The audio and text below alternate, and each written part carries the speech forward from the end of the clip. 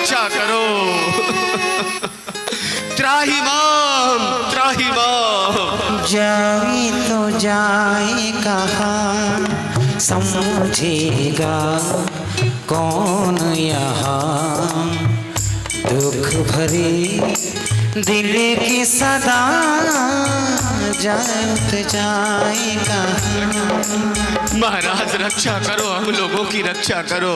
हे प्रजाजन, क्यों इतना दुखी होकर के आप इस तरह से प्रलाप कर रहे हैं? हे राजा जी, एक परेशानी हो तो बता भी दूं। अब तो दुखों का, परेशानियों का जैसे पहाड़ टूट पड़ा हो। पहले तो भोजनांग जाति के कल्प वृक्षों के तले जाते थे, 56 प्रकार का भोजन मिल जाता था।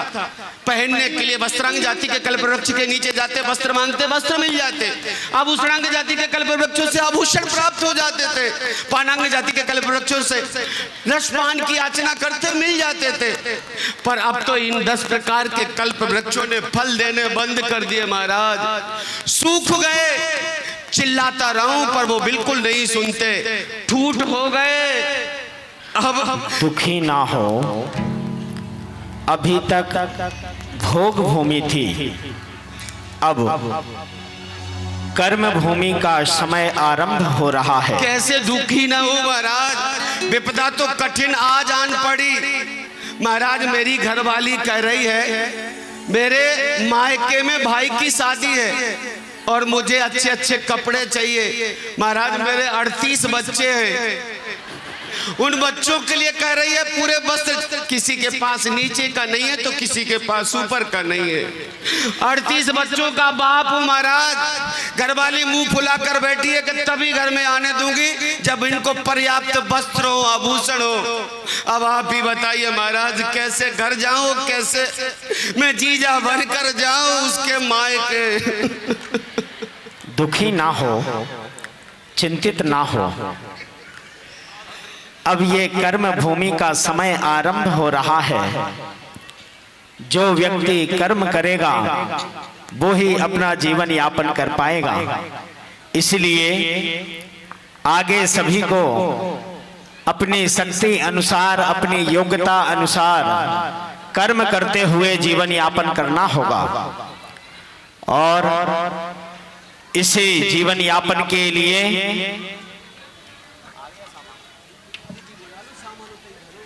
बताइए, हम करने को तैयार हैं। बस भरण पोषण की सामग्री मिलनी चाहिए। चिंतित ना हो, यह जीवन 76 विभिन्न कलाओं से भरा हुआ है और उन सभी कलाओं से आहूत इस जीवन में कोई भी प्राणी जो इस संसार में, इस प्रकृति में उत्पन्न होता है, वह अपनी योग्यता के अनुसार कार्य करके जीवन को कुशलता पूर्वक चला सकता है। इसलिए चिंतित ना हो, मैं आगे आपको कर्म करने की जो शिक्षा दे रहा हूं उसके आधार पर कर्म कीजिए और अपने जीवन का भरण पोषण कीजिए।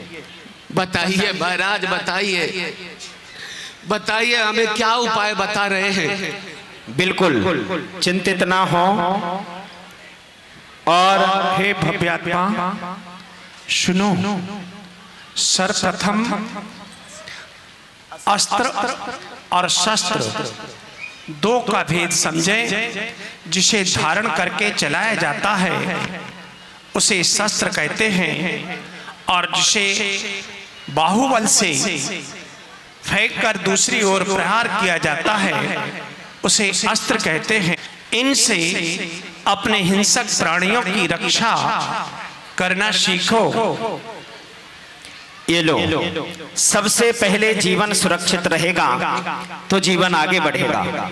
इसलिए इसे खड़ग करते हैं, तलवार कहते हैं महाराज। इससे अपने जीवन की सुरक्षा करना। उपाय तो बताइए, इसका क्या उपयोग है, कैसे किया, क्या करना पड़ता है। यह तलवार है और यह सदैव अपनी म्यान में रहती है। इसको म्यान से इस तरह से बाहर निकाल करके किसी भी जीव जंतु को जब दिखाओगे तो वह डर करके आपसे दूर भाग जाएगा। इसलिए इस तलवार को अपनी सुरक्षा के लिए सदैव उपयोग करना। हाँ, ये याद रहे, किसी भी जीव को इससे आप अनावश्यक घात ना पहुंचाएं, कष्ट ना पहुंचाएं। धन्य है महाराज, मैं इसका दुरुपयोग नहीं करूंगा, सदुपयोग करूंगा। बस डराने धमकाने तक ही सीमित रखूंगा। यदि कोई उद्दंडता करे तो डराने में ही इसका उपयोग लूंगा। आप कहें तो चला के बताऊं महाराज। हाँ, आपके द्वारा बताई गई शिक्षा में मैंने ऐसा चलाना सीखा है। हाँ भैया, थोड़ा सा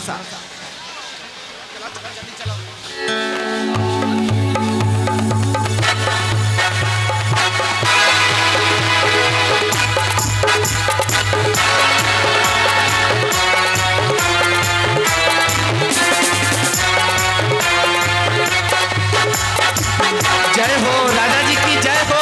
महाराज मैं सीख गया, आपके द्वारा बताई शिक्षा में मैं सीख गया तलवारबाजी। बहुत सुंदर। इस तरह से अपने जीवन को और अन्य लोगों के जीवन को सुरक्षित करोगे। जब किसी का जीवन सुरक्षित करोगे तो वह उपहार में तुम्हें अन्य वस्तुएं भेंट करेंगे। जय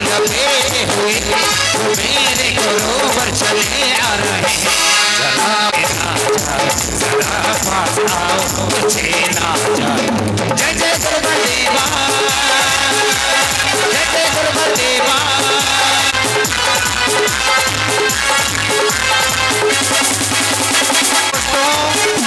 हे गुरुवर नमोस्तु, हे गुरुवर नमोस्तु।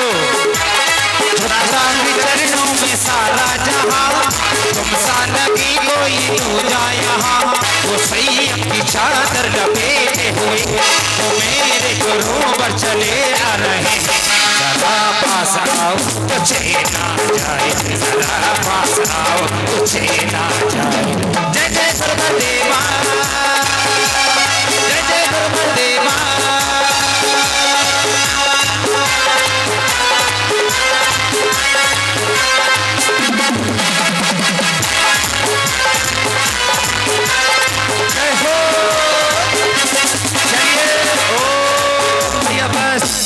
तो उसके बदले में वो तुम्हें उपहार देंगे, वस्तुएं देंगे, जिससे तुम्हारे जीवन का भरण पोषण होगा। जय हो राजा जी की जय हो। दिखाओ, सबको दिखाओ तुमने क्या लिखा है, कैसे सीखा है।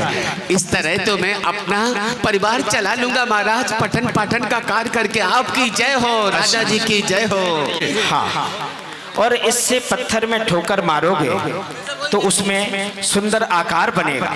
अच्छा, और उस आकार से तुम अच्छे अच्छे सुंदर सुंदर भवन बना सकते हो। बिल्कुल महाराज, बिल्कुल मैं करके देखता हूँ, मैं बना के देखता हूँ। अरे महाराज, ये तो सुंदर आकृति ले रही है। अरे अरे अरे वाह वाह महाराज, अरे ये तो षटकोण शिला बन गई महाराज। इस तरह तो अब मैं मंदिर बनाऊंगा, भवन बनाऊंगा, धर्मशालाएं बनाऊंगा, मकान बनाऊंगा। इस तरह से हमारे परिवार का भरण पोषण हो जाएगा। राजा जी की जय हो, महाराजा जी की जय हो। हे प्रजाजन,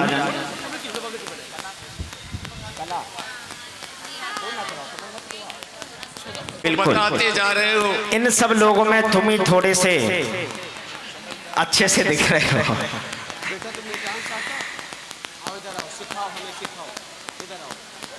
देखो, आगे आने वाला समय कला का बहुत महत्वपूर्ण समय है, और जो व्यक्ति कला के क्षेत्र में आगे जाएगा वह यश कीर्ति धन सब कुछ प्राप्त करेगा। इसलिए यह विद्या बहुत ही महत्वपूर्ण है। कला सीख करके अन्य लोगों को सिखा करके अपने जीवन का भरण पोषण कर सकते हैं। सिखाइए महाराज, बताइए। ये नृत्य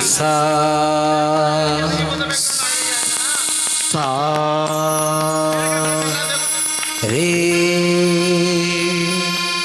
रे गा। अरे भाई आ नहीं गा गा अच्छा गा गा गा, गा माँ माँ पा पा धा धा नी सा सा कर मन गा गा गा गा गाले मेरे संग मेरे साथिया कर मन गा गा गाले मेरे संग मेरे साथिया गाले मेरे संग मेरे साथिया देखो अपना बिहार एक पंछी जैसा है उड़ता फिरे भावों ये जीवन कैसा है आधे आओ मन दर्पण कर ले तो निज दर्शन गाले मेरे संग मेरे साथ वाह महाराज वाह, जितना हमसे इस कला को सबसे ज्यादा टाइम कृषि मुख्य सहज कलाएं ऋषभ देव ने प्रचलित की। अशी मशी जीविका के लिए जगती तल को उपदेशित की। उसमें दो मुख्य कलाएं ऋषभ देव ने अधिक प्रचलित की, कृषि करो या ऋषि बनो।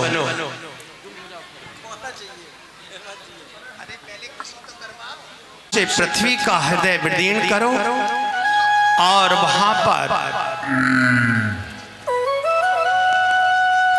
भूमि पर उपार्जन करो। महाराज पहले जिसे इसका तुम टेढ़ी मेढ़ी लकड़ी कह रहे हो, हाँ महाराज ये क्या है?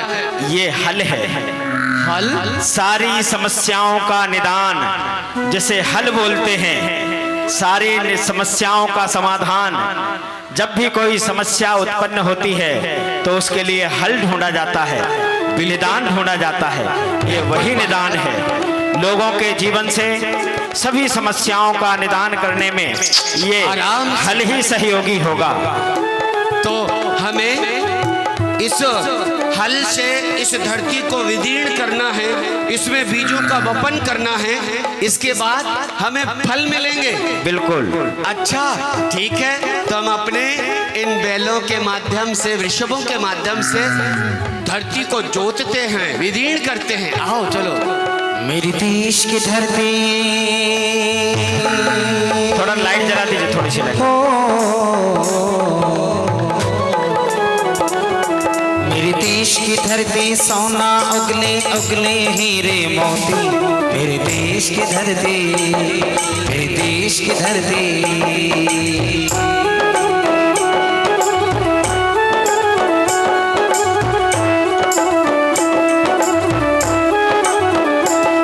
बैलों के गले में जब घुंघरू जीवन का राग सुनाते हैं, जीवन का राग सुनाते हैं, गमकोश दूर हो जाते हैं, खुशियों के कमल मुस्काते हैं, खुशियों के महल मुस्काते हैं। सुन के रहट की आवाज़ें यूं लगे कहीं शहनाई बजे, आते ही तुम्हारों के दुल्हन की तरह हर खेत सजे, दुल्हन की तरह हर खेत सजे। देश की धरती।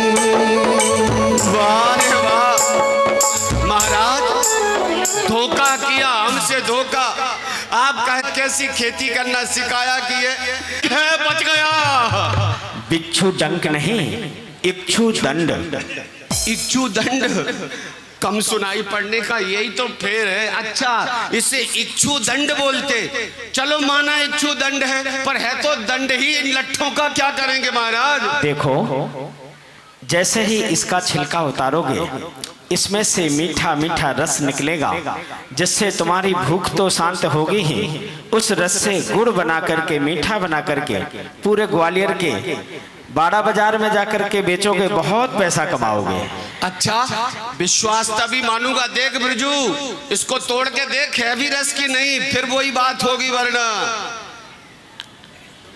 अरे अरे है बरैया जी, चीखना जरा, चखना इसे, है मीठा क्या? बरैया जी को बराई चखाते हैं। अरे रस है, मजा आ गया। धन्यो महाराज, धन्यो।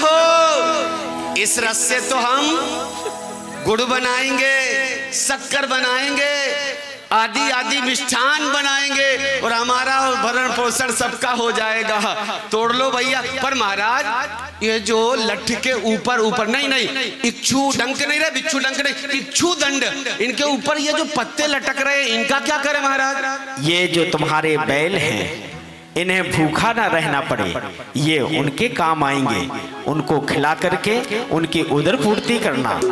महाराज कभी कभी हमने बैलों को खेतों में खेती के लिए या हम ले गए और उन्होंने हमारी फसल चर ली महाराज, तो इसका भी तो कोई उपाय बताओ। बिल्कुल उपाय होता है। बैलों के मुंह पर एक छीका बांध देना रस्सी का बना करके, वह मुंह नहीं खोल पाएंगे और तुम्हारी फसल बच जाएगी। धन्य हो भैया, धन्य हो। ये सारे बिच्छू नहीं, इच्छू दंड उखाड़ ले। तुम लोग क्या कर रहे थे बिरजू? पता, अब हमारे 40 बच्चों का भरण पोषण हो जाएगा। अभी अभी मेरा पड़ोसी कह के गया कि तुझे 4 जुड़वा बच्चे जन्म हुए हैं। दांत निकाल रहे हो, उस समय इतने ही होते थे। एक सीख देना चाहता हूँ बंधुओं, हम इतने पंचकलना कर रहे हैं, इतनी मूर्तियां प्रतिष्ठित कर रहे हैं, मंदिर और जनबिंब तो हम बढ़ाते जा रहे हैं, पर संतान के लिए हम दो हमारा एक कह रहे हैं। आगे चलकर क्या करोगे आप लोग? सीखो। अरे हमसे अच्छे तो हमारा क्या नारा है? हम दो हमारा एक। लेकिन उन मोमनन से सीखो जिनका नारा होता है हम दो हमारे गिल्लो। बंधुओं हंसना नहीं, हमें भी कम से कम परिवार में 3 संतान तो करनी ही करनी है, जो एक देश की रक्षा करे, दूसरा धर्म की रक्षा करे और तीसरा माता पिता की सेवा में रहे, तभी हमारा नमो वज्रायाणम नमो लोए सब साहुणम नमो लोए सब साहुणम। देखिए घड़ी में देख करके 6 बजे तक का एक जो हिस्सा 6 बजे से 12 बजे की तरफ यानी कांटा 6 से 7 की ओर, 8 की ओर, 9 की ओर जो जाता है उसको उत्सर्पणी काल कहते हैं। और जो काल 12 से 6 की तरफ जाता है उसे अवसर्पणी काल कहते हैं। और अभी बन देखिए ये सीन दिखाए जा रहे हैं, आप लोग सोच रहे हो कि ये क्या है। तो अपन देखें जो 3 काल हैं शुरू के, पहला काल, दूसरा काल, तीसरा काल, उसको कहते हैं भोग भूमि काल। जिस भोग भूमि में ना तो ऑफिस की आवश्यकता होती है, ना नौकरी की आवश्यकता होती है, ना फैक्ट्री की, ना स्कूल की, ना बच्चों की, क्योंकि किसी भी घर में बच्चों की चहल पहल नहीं होती, क्योंकि उस 3 काल में 12 से 1, 1 से 2, 2 से 3। तो बैठ पंडित जी बैठे, थोड़ी देर बैठो, चलो बैठो, चलो बैठो। तो हम देखेंगे कि 12 से 1, 1 से 2, 2 से 3, इन 3 कालों को क्या बोलते हैं? हाँ जोड़ो, बोलो जल्दी से, जोर से। भोग भूमि। क्या बोलते हैं उसको? भोग भूमि। भोग भूमि में ना तो बच्चे होते हैं कि उनका टेंशन लेना पड़े, पढ़ाने का, पढ़ाने का, उनके कपड़ों का, उनको खाना बनाने का कोई टेंशन नहीं, और ना ही वहां पर पैसे के लिए भाग दौड़ करना पड़ती है कि जैसे आज हम लोग, अरे पंडित जी साथ बैठो, कि हम लोग जैसे आज पैसा पैसा पैसा पैसा पैसा, कहाँ है व्यक्ति, पति कहाँ है? कहीं दुकान पे गए, फैक्ट्री पे गए, टूर पे गए, यहाँ गए, वहां गए, 1 महीने 15 दिन गायब, है ना? तो बोले इतना टेंशन भी नहीं था, तो वहां पैसे की कोई आवश्यकता नहीं, क्योंकि पैसे चाहिए किसके लिए? ना बच्चे हैं, ना कोई दुकान है, ना मकान है, फिर खर्चा कैसे चलेगा घर का? खर्चे के लिए कोई काम ही नहीं। वहां पर 10 प्रकार के वृक्ष होते हैं। उन 10 प्रकार के वृक्षों से सोना चांदी, घर के सामान, घर मकान, सोना, सब चीज, कपड़े, खाना पीना, सब चीजें 10 प्रकार के पेड़ों से मिल जाती हैं उन 3 कालों में। इसलिए उसका नाम भोग भूमि है। जब तुम्हें भूख लगे, वृक्ष के पास जाकर तुमने कल्पना की भोजन, हाल भोजन आ गया। वृक्ष पेड़ों के पास जाकर तुमने कहा सोना, हाल सोना आ गया, चांदी आ गई। तो हर चीज बिन सिर्फ मात्र मुंह से भी नहीं बोलना, मात्र कल्पना करने से सब चीजें मिल जाती थी। इसलिए कोई व्यक्ति जोड़ता नहीं था कि जोड़ जोड़ के रख लो डब्बे भर भर के, जब चाहिए पड़ेगा मांग लेंगे पेड़ों से। तो ये उसका नाम था भोग भूमि। पर ये अपन जो अभी स्थिति देख रहे थे, ये चौथे काल का आगाज। चौथा काल जैसे आने को हुआ, भोग भूमि अपना असर कम दिखाने लगी, कम करने लगी। वृक्षों से यदि कोई मांगता था कि हमें 10 किलो सेव दे दो, तो वो अब 2 किलो देने लगे, 3 किलो देने लगे। रोटी मांगी 10, मिली 2, 3, भूखे रहने लगे लोग। तब जाकर के ये स्थिति बनी कि ये सारे के सारे लोग महाराजा नाभि राय के दरबार में आकर के खड़े हो गए, पधार गए और बोले कि भगवान, ये जो अभी देख रहे थे अपन, ये चक्रेश भैया सबको बता रहे थे भूख का, कि हमें भूख लगी है, हमारे बच्चे भूखे हैं, कोई कहता हम करें क्या, हम बेरोजगार हो गए। तब जाकर के उन्होंने सबको पैसा कमाने की विधि बताई कि आप इस छठ कर्म की शिक्षा देकर के कहा, आप अब बेरोजगार नहीं हो, अभी तुम्हें पेड़ों से मिलता था, अब तुम्हें मेहनत करना पड़ेगी, कमाना पड़ेगा और खाना पड़ेगा। तब से हम लोगों के अंदर कमाने की इच्छा जागृत हुई। उन्होंने कहा कृषि बनो या ऋषि बनो, तो कृषि बनने के लिए हल दे दिया, शिल्पकार शिक्षा दे दी शिल्पी की कि आप मूर्ति बनाओ, अच्छा चीजें बनाओ, पैसा कमाओ, मुनीमगिरी दे दी, तलवार दे दी कि आप दूसरे की रक्षा करो, आदि आदि इस प्रकार से सबके लिए शिक्षा दे करके चतुर्थ काल का आगाज किया, जिसमें भगवान पैदा होने के। अब भगवान पैदा होंगे तो आगे की स्थिति अपन देखते हैं क्या होगा। वहां ले जाओ बच्चे को। अरे दीदी तुम ले जाओ ना, वहां पहुंचो, ड्रेसिंग रूम में पहना दो ड्रेस और हमें नाम बता दो। हाँ बाबा जी नाम लिखना, बताओ दीदी नाम। बाबा कहाँ हैं? वो कैसे एक दूसरे को दें, उसके लिए वृषभदेव ने वाणिज्य की शिक्षा प्रदान की। हाँ हाँ महाराज बताइए, हमें तो बताइए। और इस तराजू में एक पलड़े पर आप अपना सामान रखना, दूसरे पलड़े पर। वाह महाराज वाह, अच्छा झूला दिया आपने।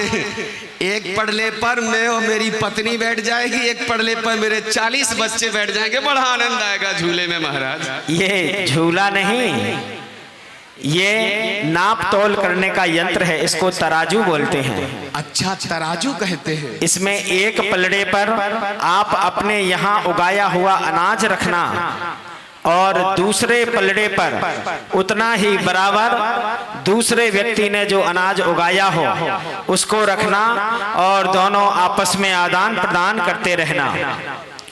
जो आज्ञा महाराज। महाराज यदि आपकी आज्ञा हो तो थोड़ी दाढ़ी मार लूं, ज्यादा तौल के दूं और कम तौल के दे दूं महाराज, ऐसा करूंगा। बरैया जी मिल गए, उन्होंने एक कहावत सुनाई, तब से मुझे ये आ गया। वो कहते थे दाढ़ी मारे सेठ कहावे, हल हाके सो चोर। दाढ़ी मारे सेठ कहावे, हल हाके सो चोर, और चुपर चुपर घी लालाजू खावे, जिनके गाय ना ढोर। जब से उनने ये कहा महाराज, हमने सोचा हम भी ऐसा कर लें, लेकिन धन्य है आपने जो शिक्षा दी है, पूर्ण ईमानदारी से लूंगा, पूर्ण ईमानदारी से दूंगा। धन्य हो महाराज, आपकी जय हो, राजा जी की जय हो। और इस तरह से जब महाराज 1 मिनट, बरैया जी ये सप्त धान है, इसे खरीद लो आप। आओ आओ, बहुत कीमती है। ये दुपट्टा संभालो, बहुत कीमती है। क्या बात है। अच्छा, खाली हाथ नहीं तराजू को लौटाया जाता। नहीं, ज्यादा नहीं चाहिए, 2100 की है वो धान। लो, हमारे बरैया जी कह रहे शाम को दे दूंगा। बधाई हो, जय हो राजा जी की जय हो। पहली बार कोई अपराध करता उसको हा शब्द से दंडित किया जाता। रवि रवि चेंज करना है क्या? चेंज करना है? हाँ अब चलिए, अब चलिए, अब चलिए।